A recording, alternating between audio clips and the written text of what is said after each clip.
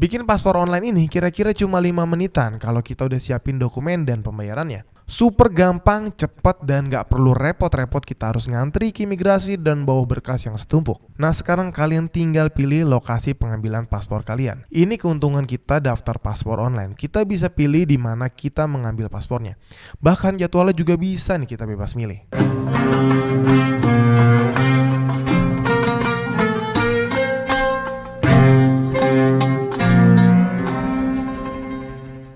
Assalamualaikum warahmatullahi wabarakatuh. Alhamdulillah jumpa lagi dengan kita di YouTube channelnya Venture Travel yang terpercaya, terbukti, dan recommended. Balik lagi sama saya Fatir Alkasa yang kali ini bakal sharing ke kalian tentang tips-tips umroh. Buat berangkat umroh pasti nggak sedikit persiapannya nih. Mulai dari menyiapkan perlengkapan di koper dan juga tas sampai melengkapi dokumen persyaratan umroh. Nah ini adalah salah satu yang paling penting. Kalau nggak ada ini, ya kalian nggak akan bisa berangkat umroh ataupun keluar negeri. Yap, bener banget. Ini adalah namanya paspor ya. Buku kecil warna hijau yang sangat penting. Bukan cuma buat umroh, tapi kalau kalian mau liburan, kuliah, ataupun kerja di luar negeri pun harus pakai paspor. Nah tahu nggak sih, sekarang kalian udah bisa bikin paspor dari rumah alias secara online. Jadi nggak perlu lagi nih repot-repot bawa dokumen dan ngantri di kantor imigrasi setempat. Mau tahu gimana cara buatnya? Dan mau tahu juga nggak sih berapa biaya pembuatan paspor tahun 2023 ini? Tonton videonya sampai selesai. Nah pertama-tama aplikasi yang wajib banget kalian punya untuk membuat paspor secara online yaitu aplikasi mPaspor. Nah aplikasi ini tuh dirilis oleh Dirjen Imigrasi untuk mempermudah kita membuat paspor secara online. Dan yang pastinya prosesnya jadi cepet dan kalian gak perlu ngantri dan berdesak-desakan. mPaspor ini bisa di-download di App Store ataupun di Play Store kalau kalian pakai Android. Kalau aplikasinya udah di-download, sekarang registrasi akun kalian. Kalau sebelumnya kalian gak punya akun mPaspor, isi nama lengkap, tanggal lahir, jenis kelamin, email, nomor handphone, dan atur juga passwordnya. Kalau udah kalian tinggal login aja nih, tapi pakai email dan password yang tadi sudah didaftarkan. Nanti akan muncul di layar tentang notifikasi syarat dan ketentuan cara pembuatan paspor. Nah ini wajib banget dibaca sebelum kalian bikin paspor biar nantinya kalian gak bingung. Mulai dari dokumen apa aja yang disiapkan pas bikin paspor umroh, semuanya ada di situ.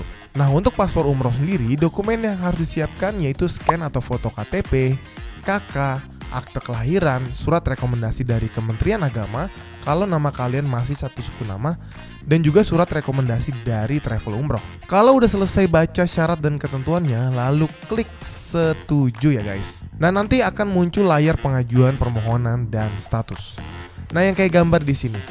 Kalian tinggal klik pengajuan permohonan untuk buat paspornya. Nah for your information, di satu akun mPaspor itu cuma bisa buat paspor maksimal untuk 5 orang. Jadi misalkan kalau kalian berangkat sekeluarga bisa dibuatkan akunnya oleh anaknya, nanti dia bisa mendaftarkan keluarga yang lainnya. Nah akan muncul juga notifikasi kalau kalian harus mengisi data permohonan paspor ini dengan sebenar-benarnya. Karena kalau salah isi bisa fatal banget. Soalnya paspor ini kan identitas diri kita saat pergi ke luar negeri pengganti KTP ataupun akte. Kalau seandainya kita nyasar ataupun kenapa-napa, kita akan gampang dikenali dan dilacak oleh petugas terkait. Karena kita punya identitas internasional yaitu paspor. Nah setelah itu pilih untuk siapakah permohonan paspor ini dibuat. Nanti ada dua pilihannya, orang dewasa yang sudah punya KTP dan anak-anak di bawah 17 tahun yang belum memiliki KTP. Nah terus kita akan diminta untuk upload foto KTP secara jelas. Kalau bisa harus di scan ya. Fotonya juga jangan sampai ngeblur nih KTP-nya. Kita juga diminta untuk mengisi nama pemohon atau nama lengkap kita ya, ada tanggal lahir, nomor NIK, dan masih banyak lagi. Setelah itu kalian bisa pilih klik lanjut. Nanti akan muncul pertanyaan, apakah kita sebelumnya sudah punya paspor atau belum? Kalau misalkan belum, kita akan mengisi data dari awal. Karena sebelumnya belum ada data kita di akun mPaspor. Tahap berikutnya kita akan ditanya, apakah tujuan Anda membuat paspor? Ada opsi untuk berobat, umroh, belajar, bekerja, ataupun menjadi TKI. Nah karena kita bikin paspor untuk kebutuhan umroh, kita pilih yang umroh ya. Selanjutnya ada tahap verifikasi. Di negara manakah yang kita tuju? Nah karena kita mau bikin paspor umroh, pilih negara Arab Saudi ya, bukan yang lain. Terus kita klik lagi lanjut. Lalu ada pertanyaan lagi, Spesifiknya di mana kita tinggal, apakah di hotel atau kita emang punya apartemen di Mekah. Kita tinggal tulis aja nama hotelnya sesuai sama paket umroh yang kita pilih. Kalau kalian nggak tahu, kalian bisa nanya ke travel umroh yang kalian daftarkan.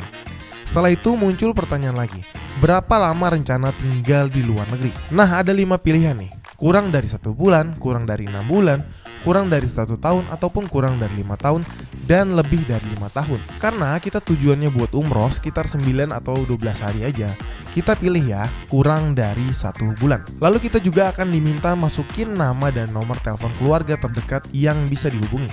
Kalau seandainya terjadi hal-hal yang tidak diinginkan pas lagi kita umroh ataupun keluar negeri, untuk mengabarkan keluarga ataupun kerabat dekat kita jadi lebih gampang. Nah, isi nama keluarga ataupun kerabat dekat, nomor telepon, keterangan hubungan keluarga, misalnya apakah itu ayah, ibu kita, adik, sepupu, ataupun saudara. Nah, selanjutnya nih yang wajib banget diisi dan jangan sampai salah, yaitu data pribadi. Mulai dari nama pemohon, yaitu nama kita sendiri, terusnya juga ada tanggal lahir, jenis kelamin, upload foto KTP, upload foto KK, upload foto akta kelahiran, dan jenis paspor yang akan dibuat. Untuk jenis paspor ada 2 jenis ya. Yang pertama adalah paspor biasa ataupun paspor reguler 48 halaman, dan paspor elektronik ataupun e-paspor sama juga 48 halaman.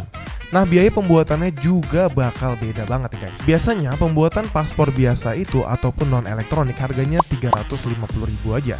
Kalau e-paspor yang elektronik 650.000. Untuk pembuatan paspor umroh kita juga harus upload nih dokumen persyaratan lainnya, kayak surat rekomendasi umroh dari Kementerian Agama dan surat rekomendasi dari travel umroh. Untuk surat rekomendasi Kemenak dan dari travel ini kita hanya tinggal minta ke pihak travel terkait ya, karena nanti akan dibuatkan oleh travel yang kalian daftarkan. Kalau surat rekomendasi sudah ada, tinggal difoto ataupun di scan aja ya guys. Setelah itu kalian bisa upload. Setelah itu isi data diri berdasarkan KTP yang sudah diupload.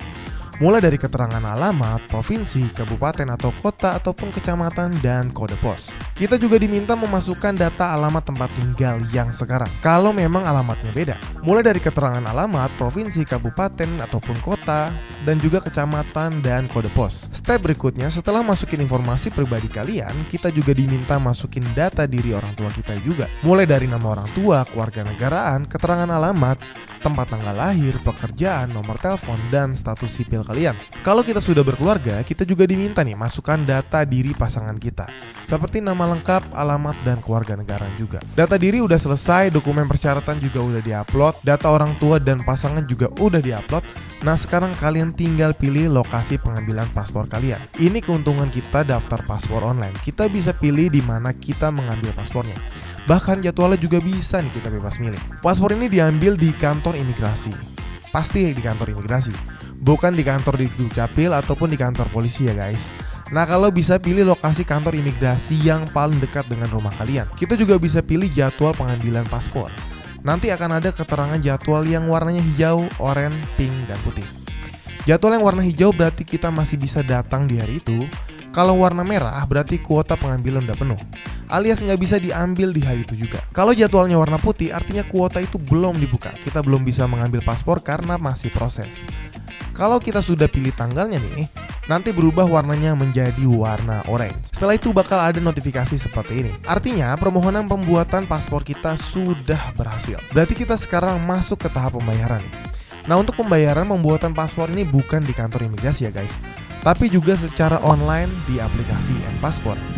Nanti akan muncul data permohonan pembuatan paspor, lokasi, dan jadwal pengambilan paspor, sama detail biayanya berapa yang harus kalian bayarkan. Pembayaran itu gampang banget sekarang guys. Bisa lewat transfer bank, Dana, Tokopedia, Bukalapak, Indomaret, dan juga kantor pos. Setelah itu akan muncul kode billing ataupun virtual account. Nah, kode billing ini yang akan kita gunakan saat mau transfer. Kalau pakai metode transfer bank, tinggal masukkan kode billingnya aja di virtual account. Kalau pilih bayar lewat Indomaret, nanti kalian tinggal bilang sama kasirnya untuk pembayaran via Indomaret. Kalau pembayarannya sudah berhasil, akan muncul notif seperti ini. Ada tulisan, sudah dibayar. Udah deh, sacet-sacet banget kan? Langsung jadi, tinggal masukin data pribadi, upload dokumen persyaratan, pilih jadwal pengambilan, dan bayar, dan selesai. Bikin paspor online ini kira-kira cuma 5 menitan kalau kita udah siapin dokumen dan pembayarannya. Nah, itu tadi cara bikin paspor online lewat aplikasi M-Paspor. Super gampang, cepat, dan gak perlu repot-repot kita harus ngantri ke imigrasi dan bawa berkas yang setumpuk. Kalau kalian masih pengen tanya-tanya tentang paspor atau tentang umroh dan haji, bisa banget langsung komen di kolom komentar yang ada di bawah. Dan terakhir, jangan lupa support YouTube channelnya Venture Travel dengan klik like dan subscribe biar kalian gak ketinggalan update konten kita selanjutnya, oke? Saya pamit undur diri dan sampai jumpa di video selanjutnya. Wassalamualaikum warahmatullahi wabarakatuh.